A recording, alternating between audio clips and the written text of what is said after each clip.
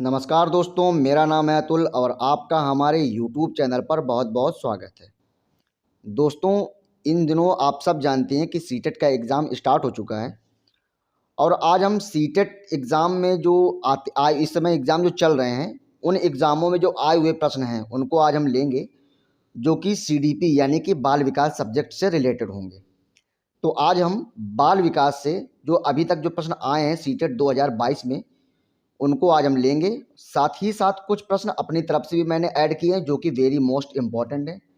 आप सब जानते हैं कि हर साल का ये रूल्स है कि एक बार जो प्रश्न आ जाता है तो वो दोबारा किसी न किसी सेट में ज़रूर रखा मिलता है। ठीक है? तो आप सब इस जितने भी आज हमने क्वेश्चन लिए हैं उनको आप लोग ज़रूर सॉल्व करिएगा। ये वेरी मोस्ट इम्पॉर्टेंट है। कन्फर्म है कि इनसे 4 से 5 प्रश्न ज़रूर फँसेंगे एग्ज़ाम में आपके। तो चलिए दोस्तों, देरी ना करते हुए आज के इस टॉपिक को हम लोग स्टार्ट करते हैं। आज के प्रश्नों को हम प्रैक्टिस को जो भी कह सकते हैं हम कह सकते हैं।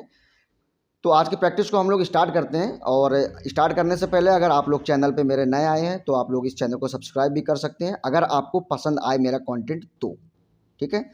और वीडियो को लाइक भी कर दीजिएगा और साथ में साथ अपने दोस्तों के साथ में शेयर भी ज़रूर कर दीजिएगा। तो चलिए दोस्तों, अब देरी नहीं करते हैं, अब सीधा प्रश्न पे चलते हैं। प्रश्न नंबर पहला है हमारा, जब बच्चा फेल होता है तो इसका क्या तात्पर्य है या तात्पर्य क्या है? ठीक है? पहला पॉइंट है बच्चे ने उत्तरों को सही तरीके से याद नहीं किया। दूसरा पॉइंट है बच्चे को प्राइवेट ट्यूशन लेनी चाहिए थी। तीसरा है व्यवस्था फेल हुई और चौथा पॉइंट है बच्चे पढ़ाई के योग्य नहीं है। इसमें से कौन सा सही हो जाएगा, इसका आंसर आप लोग कमेंट बॉक्स में ज़रूर दीजिएगा। तो अगर मैं बताऊं इसका आंसर सही कौन सा होगा तो इसका आंसर सही हो जाएगा प्रश्न विकल्प नंबर 3 यानी कि व्यवस्था फेल हुई है। देखिए दोस्तों, इसमें होता क्या है कि जब बच्चा कोई है एकदम नॉर्मल बच्चा है, अगर वो फेल हो जाता है तो यहाँ पे हम कह सकते हैं कि यहाँ पे स्कूल की व्यवस्था फेल हुई है। यहाँ पे बच्चे की गलती हम लोग नहीं निकालेंगे। अब आपको एक एग्जाम्पल देते हैं। मान लो एक बच्चा है, ठीक है, एकदम नॉर्मल हंसता खेलता कूदता एकदम बच्चा है, नॉर्मल बच्चा है, एकदम स्वस्थ बच्चा है। अब स्वस्थ बच्चा जो है वो एग्ज़ाम में जो स्कूल में जो एग्ज़ाम होते हैं, विद्यालय में जो एग्ज़ाम होते हैं, वो उसमें क्या है एकदम बार बार वो फेल हो रहा है। तो हम यहाँ पे हम क्या कह सकते हैं, एकदम देखिए हर चीज़ में तो वो एकदम निपुण है बच्चा एग्ज़ाम में, लेकिन वो बार बार क्या हो रहा है, वो फेल हो रहा है। तो यहाँ पे बच्चे की गलती हम ना निकाल के यहाँ हम ये कह सकते हैं कि यहाँ पे कहीं ना कहीं स्कूल की जो शिक्षण व्यवस्था है, स्कूल की जो शासन व्यवस्था है, कहीं ना कहीं वो फेल हुई है, ना कि बच्चे की यहाँ पे गलती निकालेंगे। ठीक है दोस्तों, तो यहाँ पे हमारा विकल्प नंबर 3 सही हो जाएगा। अब दोस्तों प्रश्न नंबर दूसरा हमारा है। अब प्रश्न नंबर देखिए दोस्तों, हमारा दूसरा आ गया है कि शिक्षण से अधिगम पर बल देने वाला परिवर्तन हो सकता है। वो कौन सा परिवर्तन है? क्या वो बाल केंद्रित शिक्षण पद्धति अपनाकर हो सकता है? क्या ये हो सकता है? पॉइंट नंबर दूसरा है रटने को प्रोत्साहित करके। क्या पॉइंट नंबर तीसरा है अग्र शिक्षण की तकनीकें अपनाकर? चौथा है हमारा परीक्षा परिणामों पर केंद्रित होकर। अब देखिए दोस्तों, मैंने पॉजिटिव और नेगेटिव जो वर्ड बताए थे उनमें से हम लोग कुछ वर्ड हमने बताए थे, जैसे कि रटने को हम लोगों को बढ़ावा नहीं देना है, तो विकल्प नंबर दूसरा तो हमारा पहले ही गलत हो जाएगा। हम लोगों को परीक्षा पर केंद्रित बिल्कुल भी नहीं होना है ना, तो विकल्प नंबर हमारा चौथा भी गलत हो जाएगा। तो अब बचे विकल्प हमारा पहला और दूसरा। तो हमको और आपको सबको पता है कि हमको किसमें बाल केंद्रित यानी कि बालक को केंद्र में रखना है यहाँ पर। ठीक है, ना तो यहाँ पे पाठ्य पुस्तक केंद्रित होगा, ना शिक्षा टीचर केंद्रित होगा यानी शिक्षक केंद्रित होगा, ना यहाँ पे परीक्षा केंद्रित होगा। तो यहाँ पे हमारा विकल्प नंबर पहला जो हमारा है बाल केंद्रित शिक्षा पद्धति अपनाकर, ये हमारा होगा। ठीक है दोस्तों, अब दोस्तों अगला पॉइंट लेते हैं। अगला हमारा प्रश्न क्या है? अगला प्रश्न दोस्तों हमारा ये है कि बीजों का अंकुरण संकल्पना की शिक्षण की सबसे प्रभावशाली पद्धति है। यानी कि बीजों का अंकुरण संकल्पना, ठीक है, कौन सी संकल्पना? बीजों का अंकुरण संकल्पना के लिए शिक्षण की सबसे प्रभावशाली पद्धति कौन सी है? अब वो पद्धति कौन सी है? विद्यार्थियों द्वारा पौधे के बीज बोना और उनके अंकुरण के चरणों का अवलोकन करना। क्या ये सही हो जाएगा? श्याम पट पर चित्र बनाना और उसका वर्णन करना। क्या ये सही हो जाएगा? बीज की वृद्धि के चित्र दिखाना। क्या ये सही हो जाएगा? या विस्तृत व्याख्या करना। क्या ये सही हो जाएगा? तो इसमें दोस्तों देखिए, मैंने पॉजिटिव नेगेटिव वर्ड जो वीडियो बनाई थी उसमें हमने व्याख्या करना, इसके हमने ये किस में आ जाता है? ये नेगेटिव वर्ड में आ जाता है। तो इसमें दोस्तों आपके हिसाब से कौन सा विकल्प जो होगा सही होगा? तो इसमें दोस्तों विकल्प नंबर जो हमारा पहला, ये हमारा सही हो जाएगा, यानी कि विद्यार्थियों द्वारा पौधे के बीज बोना और उनके अंकुरण के चरणों को अवलोकन करना। यानी कि इसमें दोस्तों देखिए होता क्या है, इसमें क्या हो जाएगा, इसमें ये होगा कि यदि कोई चीज़ अगर प्रयोगात्मक रूप से अगर इसको हम करेंगे, बच्चा अगर कोई चीज़ को प्रयोगात्मक रूप से करेगा, प्रयोग करेगा बच्चा उसमें, समझ रहे हैं, तो छात्रों के द्वारा जो प्रयोग किया जाता है उसमें क्या होता है, उसमें वो बीजों को देखेगा, बीज को बोएगा, है ना, बीज को बोने के बाद में उसमें उसके अंकुरण जो होगा उसको देखेगा, उसके चरणों को समझेगा, तो कहीं ना कहीं बच्चा उस चीज़ को अवलोकन करेगा, समझ रहे हैं। तो बीजों का अवलोकन किस क्या हो जाएगा, इसमें विद्यार्थियों द्वारा पौधे के बीज बोना, उसके अंकुरण के चरणों को अवलोकन करना। तो प्रश्न विकल्प नंबर जो हमारा पहला है कहीं ना कहीं ये हमारा सही हो जाएगा। अब अगर दोस्तों अगले पॉइंट की अगले पॉइंट की बात करें या अगले प्रश्न की बात करें, तो प्रश्न हमारा है समावेशी शिक्षा।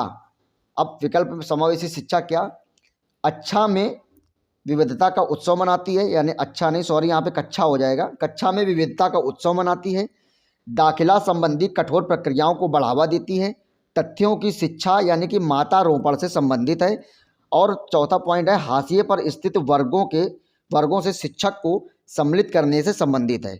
अब दोस्तों इसमें कौन सा सही हो जाएगा, इसको हम लोग समझेंगे। तो दोस्तों आप लोग बताइएगा इसका कमेंट बॉक्स में ज़रूर आंसर। तो मेरे हिसाब से इसका विकल्प नंबर जो हमारा पहला है, यानी कि कक्षा में विविधता का उत्सव मनाती है, ये वाला हमारा विकल्प कहीं ना कहीं सही हो जाएगा। ठीक है दोस्तों, समावेशी शिक्षा का मतलब क्या होता है, समावेशी शिक्षा का मतलब होता है कि मिलजुल कर पढ़ना, है ना, क्या करना, मिलजुल कर पढ़ना। अब देखिए दोस्तों कहीं ना कहीं पहले क्या होता था, पहले कहीं ना कहीं ये होता था कि जो विशेष छात्र होते थे उनको क्या नाम है, विशेष छात्र जो होते थे उनको, और जो विकलांग छात्र हैं वो होशियार हैं थोड़ा सा, थोड़े से जो पढ़ लिख नहीं पाते हैं बच्चे उनको, मतलब सारे बच्चे मिला के, चाहे वो विकलांग हो, चाहे वो कम पढ़ पाता हो, या वो होशियार हो, कैसे भी बच्चे हो, सबको एक ही क्लास में बैठाल के पढ़ाना, यही हमारी है समावेशी शिक्षा। ठीक है, तो ये क्या है हमारी समावेशी शिक्षा। इसके बाद दोस्तों अगले पॉइंट की अगर दोस्तों हम बात करें, अगले प्रश्न की बात करें, तो प्रश्न नंबर हमारा अगला है कि किस प्रकार के प्रश्नों को वस्तुनिष्ठ प्रश्नों की श्रेणी में रखा जाता है। तो इसमें किस प्रकार के प्रश्न होंगे, क्या वो लघु उत्तरात्मक प्रश्न होंगे, क्या वो मुक्त उत्तर वाला प्रश्न होंगे, क्या ये सत्य या असत्य वाले होंगे, क्या वो निबंध वाले प्रश्न होंगे। तो इसमें दोस्तों इसमें कौन सा विकल्प सही हो जाएगा, तो इसमें जो विकल्प नंबर हमारा है तीसरा, यानी कि सत्य या असत्य, ये वाला विकल्प हमारा सही हो जाएगा। सत्य या असत्य वाला क्या होता है, देखिए वस्तुनिष्ठ प्रश्न का मतलब होता है कि एक लाइन में एक वर्ड में उत्तर देना, सत्य या असत्य, है ना, सही है या गलत है, सीधा एक वर्ड में उत्तर देना, समझ रहे हैं। तो ये हमारा अगला ये प्रश्न हो जाएगा वस्तुनिष्ठ प्रश्न का। इसके बाद दोस्तों अगले प्रश्न की अगर हम बात करें, तो अगला प्रश्न हमारा है कि निम्नलिखित में से कौन सी प्रगतिशील शिक्षा की विशेषता है। तो इसमें देखते हैं दोस्तों, पॉइंट नंबर 1 हमें केवल प्रस्तावित पाठ्य पुस्तकों पर आधारित अनुदेश, परीक्षाओं में अच्छे अंक प्राप्त करने पर बल, बार बार ली जाने वाली परीक्षाएं, समय सारणी और बैठने की व्यवस्था में लचीलापन। अब आपको दोस्तों हम बताते हैं, मैंने आपको जब वीडियो बनाया था पॉजिटिव और नेगेटिव वर्ड वाला, उसमें मैंने आपको कुछ वर्ड बताए थे नेगेटिव, कुछ वर्ड बताए थे हमने आपको पॉजिटिव। अगर जिन लोगों ने वो वीडियो नहीं देखा है तो वो मेरे प्ले लिस्ट में जा करके वो वीडियो देख लें, बहुत ही अच्छा वीडियो है। उससे ये मान के चलिए आपका एकदम जो निचोड़ है, वो पॉइंट जो है पॉजिटिव नेगेटिव प्रश्न को छांटना, उसमें आपको समझ में आ जाएगा। तो अगर हम बात करें नेगेटिव वर्ड की, तो इसमें केवल है, केवल किस में आ जाएगा, नेगेटिव वर्ड में, ठीक है, इसमें आ जाएगा। परीक्षाओं में अच्छे अंक प्राप्त करने पर बल, हमको अच्छे अंकों पर बल बिल्कुल भी नहीं देना, तो प्रश्न नंबर ऑप्शन नंबर दूसरा भी हमारा गलत हो जाएगा। बार बार ली जाने वाली परीक्षाएं, अब परीक्षाएं जो होती हैं बार बार ली जाने वाली, कहीं ना कहीं ये हमारा निगेटिव संकेत दे रहा है ना। अब इसके बाद अगर बात करें समय सारणी और बैठने की व्यवस्था में क्या, लचीलापन, ये जो हमारा है ये हमारा आ जाएगा पॉजिटिव वर्ड में, लचीलापन, हर चीज़ में लचीलापन होना चाहिए, है ना। तो कहीं ना कहीं बच्चे की जो समय सारणी होती है, बच्चे की जो बैठने की व्यवस्था होती है ना, कहीं ना कहीं उसमें लचीलापन होना चाहिए। अब ऐसा नहीं है कि बड़े बच्चे आगे बैठ गए, जो बेचारे विकलांग बच्चे हैं, छोटे बच्चे वो पीछे बैठ गए, उनको ब्लैक बोर्ड दिख ही नहीं रहा है, इस टाइप के नहीं होना चाहिए। बैठने की व्यवस्था जो होनी चाहिए क्रमबद्ध होनी चाहिए। पहले छोटे बच्चे आगे बैठे, है ना, विकलांग बच्चे बैठे, इसके बाद जो बड़े बच्चे हैं वो थोड़ा पीछे बैठे। इस तरीके को काफ़ी व्यवस्था मैनेज करना जो होता है उसमें क्या होनी चाहिए, लचीलापन। तो लचीलापन हमारा पॉजिटिव आ जाएगा। तो यहाँ पे विकल्प नंबर जो हमारा चौथा है वो हमारा सही हो जाएगा। ठीक है दोस्तों। दोस्तों अगले प्रश्न की अगर हम बात करें अब हम, तो अगला प्रश्न हमारा ये है, अगला प्रश्न क्या कह रहा है कि एक शिक्षक, यानी कि एक शिक्षक प्रश्न पत्र बनाने के बाद यह जांच करता है कि क्या प्रश्न परीक्षण के विशिष्ट उद्देश्यों की परीक्षा ले रहे हैं। वह मुख्य रूप से प्रश्न पत्र की अथवा का डैश के बारे में चिंतित है। अब एक टीचर है वो प्रश्न पत्र बना रहा है। अब वो ये प्रश्न पत्र बनाने के बाद में यह जो इस बारे में चिंता कर रहा है कि परीक्षण जो उस बारे में किस बारे में चिंता कर रहा है, इस बारे में चिंता कर रहा है कि परीक्षण के विशिष्ट उद्देश्यों की परीक्षा ले रहे हैं ये प्रश्न की नहीं ले रहे हैं, इस बारे में। ठीक है।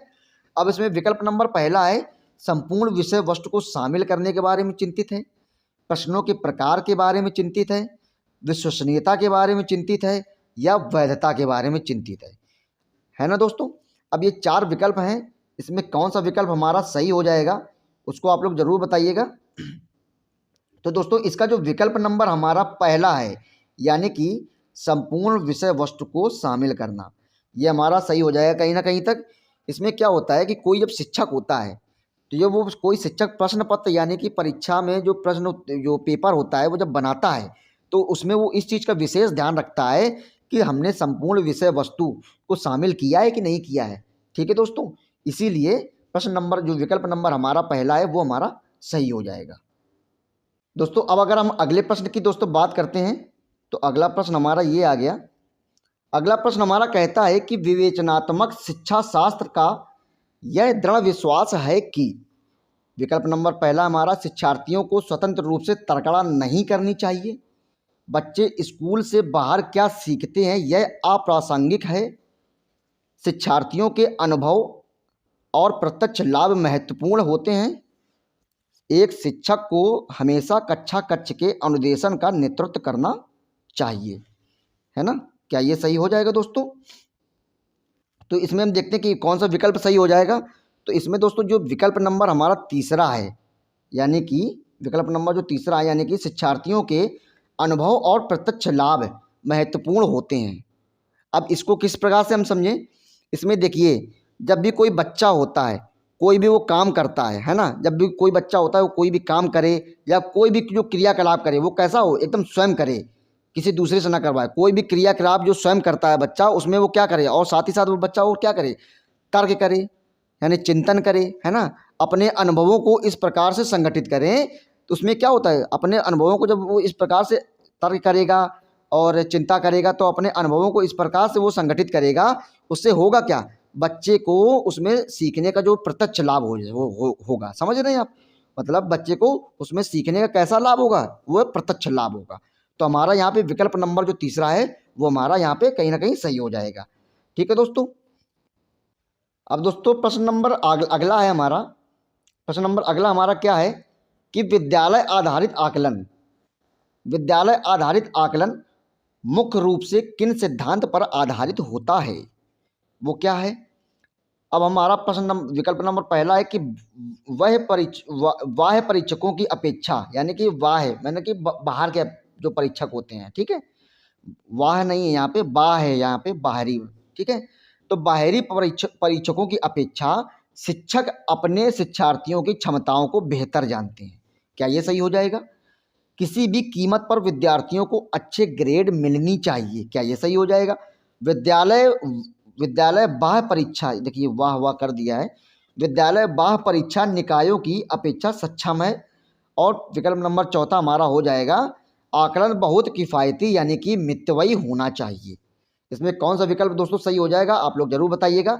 तो इसमें जो विकल्प नंबर हमारा जो पहला है कौन सा दोस्तों, एक सेकंड, इसमें जो विकल्प नंबर हमारा जो पहला है यानी कि बाह्य परीक्षकों की अपेक्षा शिक्षक अपने शिक्षार्थियों की क्षमताओं को बेहतर जानते हैं, ये हमारा कहीं ना कहीं तक सही हो जाएंगे। यानी कि अब देखिए जो शिक्षक होंगे, अब जो शिक्षक विद्यार्थियों को पढ़ा रहे हैं तो जो शिक्षक विद्यार्थियों को पढ़ा रहे हैं वो अपने विद्यार्थियों को अच्छी तरीके से जानेंगे, या कोई दूसरे स्कूल से कोई शिक्षक आया हमारे स्कूल में, अपने किसी स्कूल में, और वो बच्चे का आकलन करेगा, क्या वो अच्छे से आकलन कर पाएगा? नहीं कर पाएगा।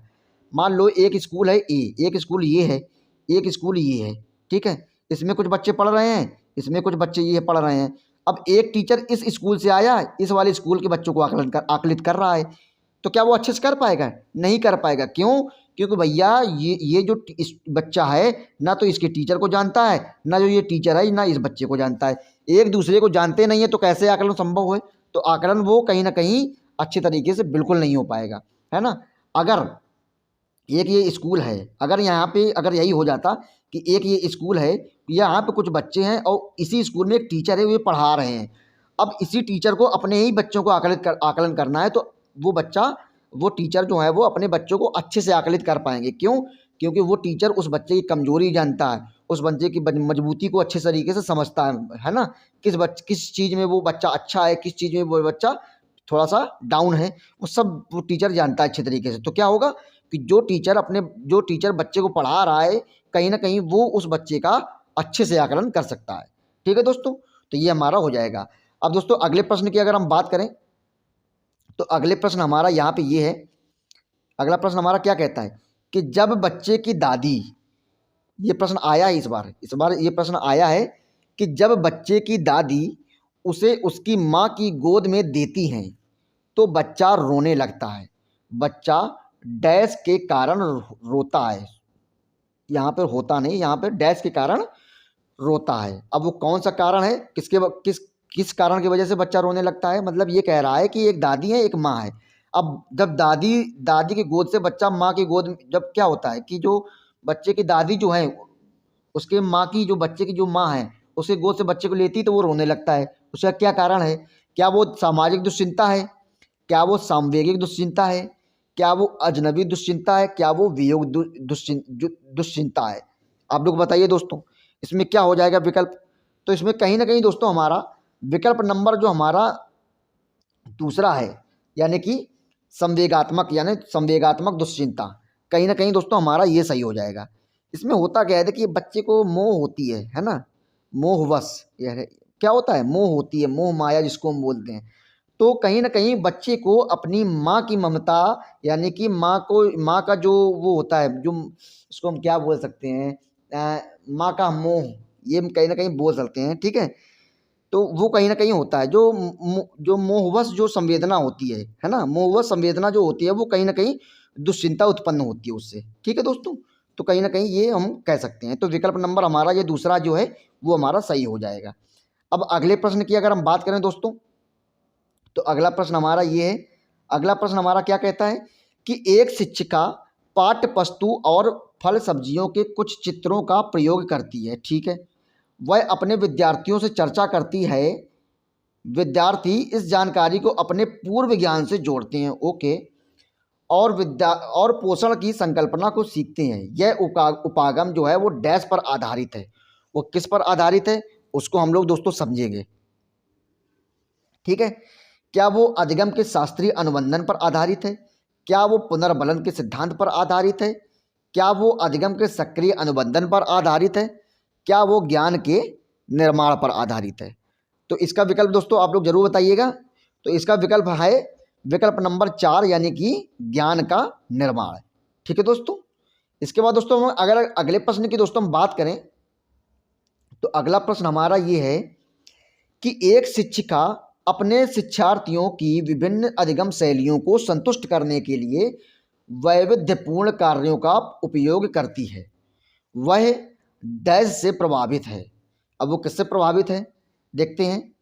कोहल वर्ग के नैतिक विकास के सिद्धांत पर, गार्डनर के बहुबुद्धि के सिद्धांत पर, वाइगोत्स्की के सामाजिक सांस्कृतिक सिद्धांत पर, या तो फिर पियाजे के संज्ञानात्मक विकास के सिद्धांत पर। अब इसमें कौन सा दोस्तों उत्तर सही हो जाएगा आप लोग इसमें जरूर बताइएगा। तो इसका सही विकल्प क्या होगा? इसमें सही विकल्प हो जाएगा विकल्प नंबर दूसरा, यानी कि गार्डनर के बहुबुद्धि का सिद्धांत, है ना, गार्डनर के बहुबुद्धि सिद्धांत पर ये आधारित है। ठीक है दोस्तों, अब अगर हम अगले प्रश्न की दोस्तों बात करें तो अगला प्रश्न हमारा ये है कि एक शिक्षिका अपने आप में कभी कभी भी प्रश्नों के उत्तर नहीं देती है, ठीक है। वह अपने विद्यार्थियों को उत्तर देने के लिए समूह चर्चाएं और सहयोगात्मक अधिगम अपनाने के लिए प्रोत्साहित करती है। यह उपागम डैश के सिद्धांत पर आधारित है।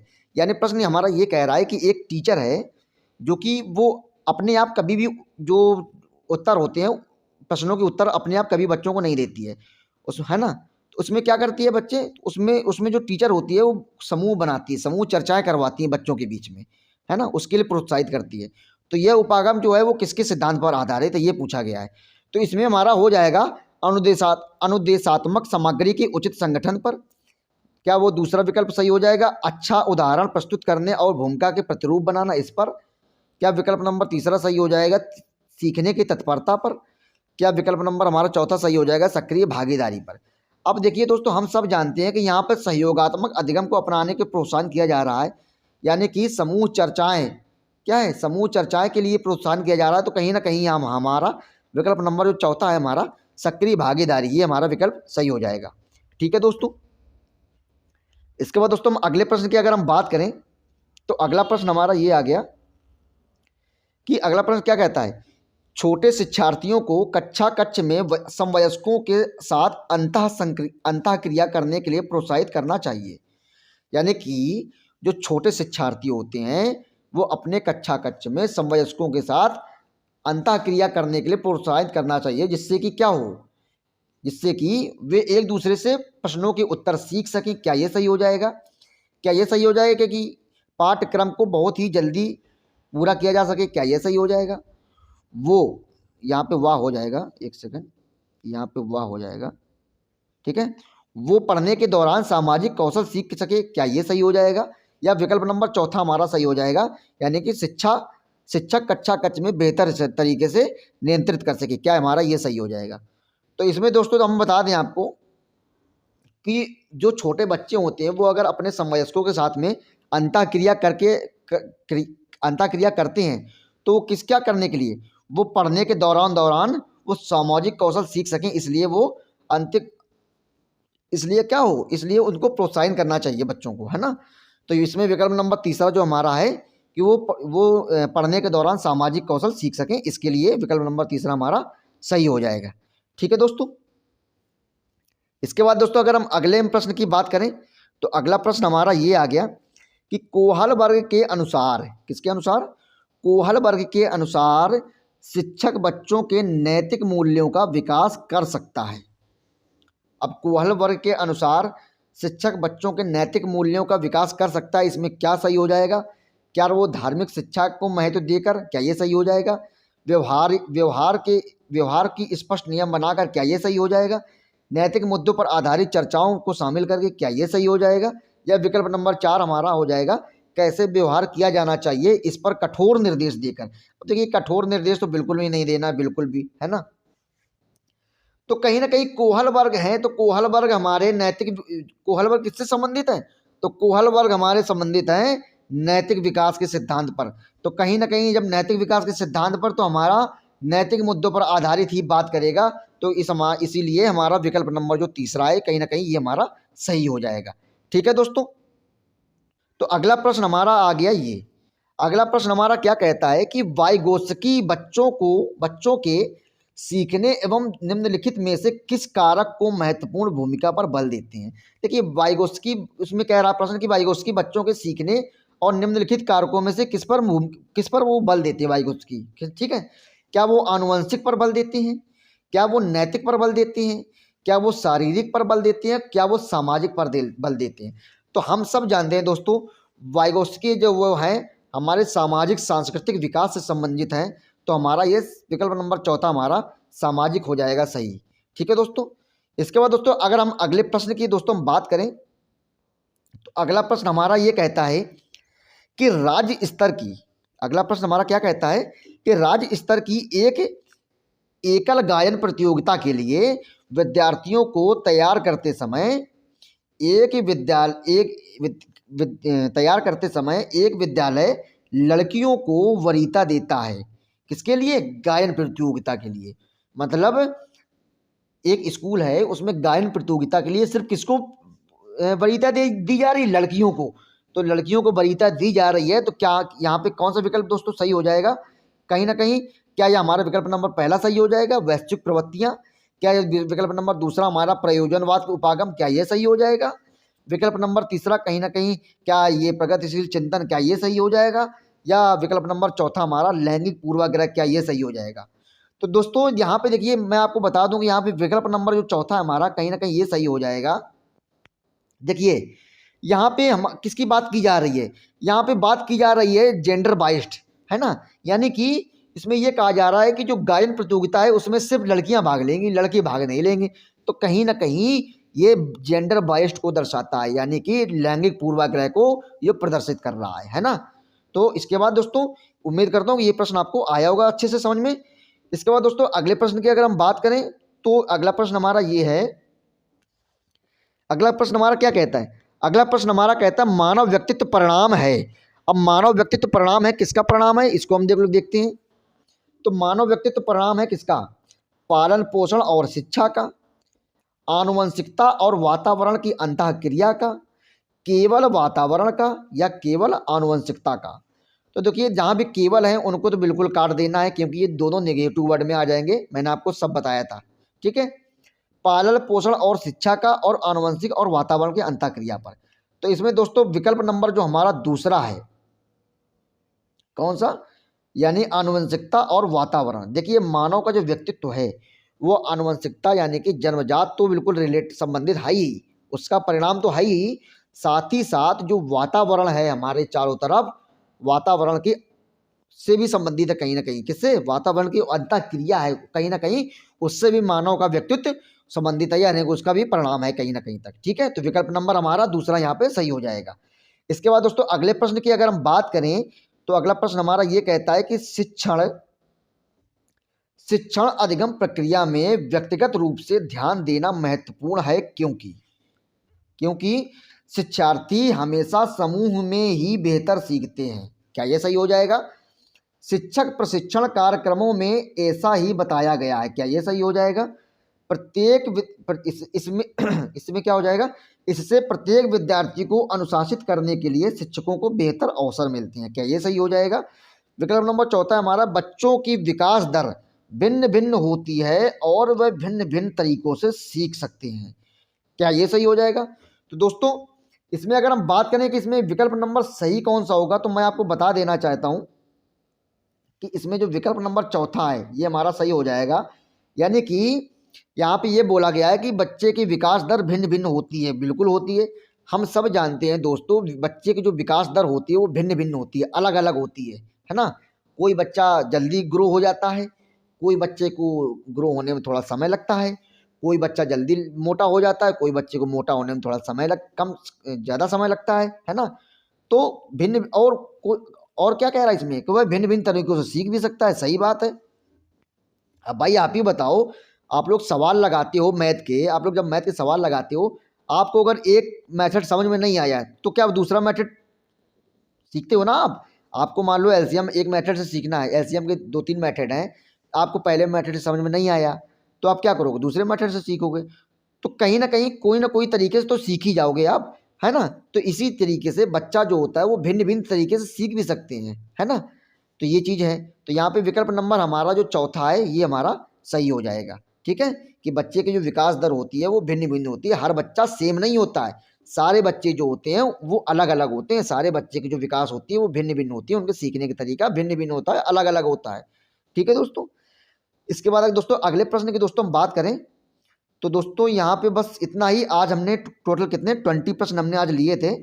तो आज दोस्तों जो हमारे प्रश्न जो हैं, ये जो दोस्तों प्रश्न है, ये हमारे प्रश्न जो हैं वो सीटेट एग्जाम में जो अभी पिछले दिनों में जो एग्जाम हुए हैं उनसे प्रश्न से संबंधित हैं, उनमें प्रश्न ये आए हुए प्रश्न हैं, और 2-4 प्रश्न मैंने अपने तरफ से भी इम्पोर्टेंट रखे हैं पिछले वर्षों के।